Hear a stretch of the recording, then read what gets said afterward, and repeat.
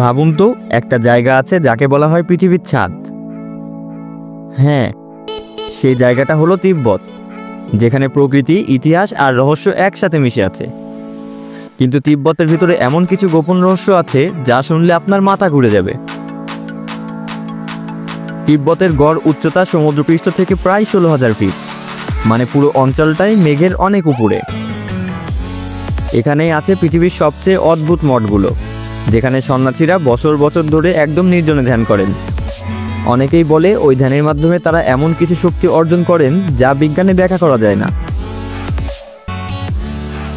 তিব্বত বহু বছর ধরে বাইরের দুনিয়ার কাছে একেবারে নিষিদ্ধ ছিল, কারণ লোকজন বিশ্বাস করে এখানে আছে প্রাচীন গোপন শহর সাম্বালা, একটা রহস্যময় রাজ্য যেখানে জ্ঞানের ভাণ্ডার লুকানো।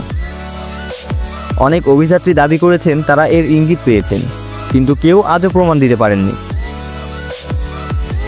বিজ্ঞানীরা তিব্বতকে দেখেন এক ধরনের ন্যাচারাল ল্যাবরেটরি হিসেবে। এখানকার হাওয়া, বরফ আর উচ্চতায় মানুষের শরীরকে এক্সট্রিম অবস্থায় পরীক্ষা করে। কিন্তু স্থানীয়রা বিশ্বাস করে এই মাটির ভিতরে এমন শক্তি আছে যা আমাদের কল্পনারও বাইরে। তিব্বত কি শুধু একটা ভৌগোলিক অঞ্চল, নাকি এর ভেতরে সত্যিই লুকিয়ে আছে অজানা শক্তি আর রহস্য? আপনার কি মনে হয়? কমেন্টে জানাতে ভুলবেন না।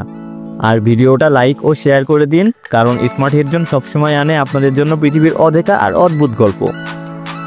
ধন্যবাদ।